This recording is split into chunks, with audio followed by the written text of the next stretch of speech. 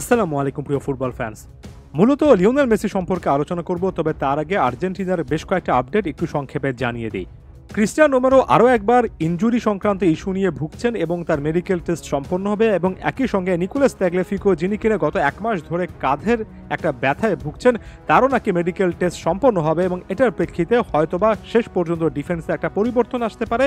নতুন একজন প্লেয়ার হিসেবে হুলিও সোলের, যিনি কিনা সাম্প্রতিক সময়ে আর্জেন্টিন কোচের প্ল্যানে যুক্ত হয়েছিলেন, সেই লেফট ব্যাক যিনি লানুস নামক একটা ক্লাবে খেলেন, এই প্লেয়ারটা দলের সঙ্গে যুক্ত হতে পারেন। একেবারে শেষ মুহূর্তে এসে যদি এই প্লেয়ারটাকে দেখেন, খুব একটা অবাক হওয়ার ব্যাপার থাকবে না, বিশেষ করে লেফট ব্যাক পজিশনে তাগলিয়াফিকো না থাকলে হয়তোবা অ্যাথলেটিকো লানুস থেকে এই প্লেয়ারটাই ব্যাকআপ হিসেবে হলেও ডাক পেতে পারেন।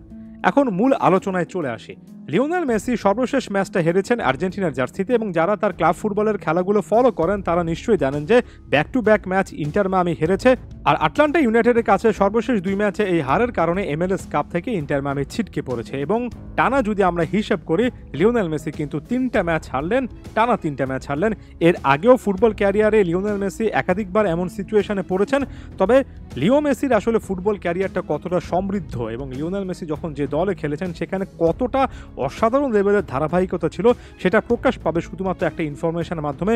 লিও মেসি তার ফুটবল ক্যারিয়ারে কখনো টানা 4টা ম্যাচ হারেননি, এবং টিওয়াইসি স্পোর্টস আলাদা একটা রিপোর্ট করেছে যেখানে তারা দেখাচ্ছে যে লিওনেল মেসির ক্ষেত্রে এটা আসলে কতটা এলিয়েন একটা এক্সপিরিয়েন্স, কতটা অস্বাভাবিক একটা এক্সপিরিয়েন্স। এর আগে টানা 3টা ম্যাচ যখন লিওনেল মেসি হার দেখেছিলেন, সেটা 2016 সালে ওই MSN ট্রায়ো মেসি সুয়ারেস নেইমারদের ওই যুগটাতে ছিল। এর আগেও বার্সার জার্সিতে 2014 সালে টানা 3টা ম্যাচে হার দেখেছিলেন, তবে কখনোই লিওনেল মেসি টানা 4টা ম্যাচে হারেননি। এবার কিন্তু সেটার মুখোমুখি আছেন। এর পাশাপাশি এটাও বলে রাখা ভালো যে বেশ কয়েকটা ম্যাচে 5টা 6টা 7টা ম্যাচে সেভাবে জয়ের মুখ দেখছিলেন না, তবে সেখানে অধিকাংশ সময় কিন্তু ড্র হচ্ছিল। তবে টানা 4টা ম্যাচ হারের কোনো রকমের সিচুয়েশন তৈরি হয়নি।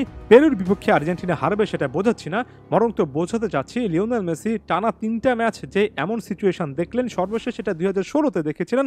প্রায় 8টা বছর পরে ফুটবল ক্যারিয়ারের এই একটা প্রান্তে এসেছেন, অথচ লিও মেসি ব্যক্তিগত জায়গা থেকে কতটা অসাধারণ ফর্মে আছেন। ইন্টার মায়ামির কথা বলছিলাম, সর্বশেষ ম্যাচে দুর্দান্ত একটা হেডের মাধ্যমে লিও মেসি ইন্টার মায়ামির ওভারঅল ম্যাচের মোমেন্টটা নিজেদের পক্ষে ফেরাতে কতটা চেষ্টা করেছেন, বাকিরা সেভাবে চেষ্টা করেছিলেন কি, সেটার প্রেক্ষিতে লিওনেল মেসি ইন্টার মায়ামিতে আসলে থাকবেন কিনা আরও একটা সিজন, সেটা নিয়েও নাকি কথাবার্তা চলছে। এগুলো আমরা ইন্টারন্যাশনাল ব্রেকের পরে আলোচনা করব। তবে জাতীয় দলের কনটেক্সটও কিন্তু একটা অশনি সংকেত দেখা যাচ্ছে।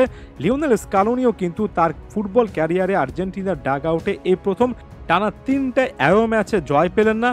প্রতিপক্ষের মাঠে এই টাইপের বাজে পারফরমেন্সগুলো শুরু হয়েছিল কলম্বিয়ার বিপক্ষে ম্যাচ দিয়ে সেপ্টেম্বরের 11 তারিখে, যেটা আর্জেন্টিনা 2-1 ব্যবধানে হারে। তারপরে ভেনেজুয়েলার বিপক্ষে অ্যাওয়ে ম্যাচ, যদিও সেখানে মাঠের অবস্থা যাচ্ছে তাই ছিল, সেই ম্যাচটা আর্জেন্টিনা 1-1 গোলে ড্র করে, এবং পরবর্তীতে প্যারাগুয়ের বিপক্ষে আমরা সম্প্রতি দেখলাম 2-1 ব্যবধানে পরাজয়।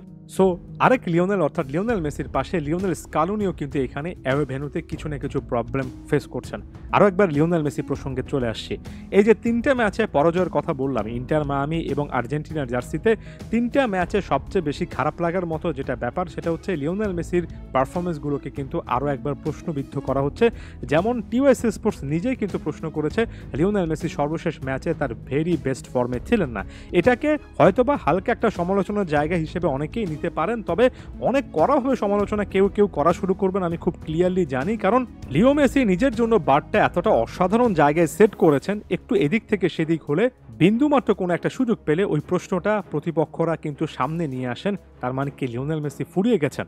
ব্যক্তিগত পারফরমেন্সের জায়গায় ওভারঅল গত 6 মাস 1 বছরের পারফরমেন্সের জায়গা থেকে এটা বলার বিন্দুমাত্র কোনো স্কোপ দেখছি না। তবে একই সঙ্গে এটাও বলে রাখা ভালো যে যখন টানা পরাজয় দেখবেন, তখন পরবর্তী কোনো একটা ম্যাচে লিওনেল মেসি স্বরূপে ফিরে আসবেন, সেটার সম্ভাবনা আরও অনেকটুকু বেড়ে যায়।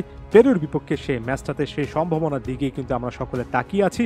আরও একবার, হ্যাঁ, ক্যারিয়ারে আরও একবার লিওনেল মেসিকে সকল জল্পনা কল্পনা, সকল রকমের সন্দেহের জাল ছিন্ন বিচ্ছিন্ন করে প্রবল প্রতাপে ফিরে আসতে হবে।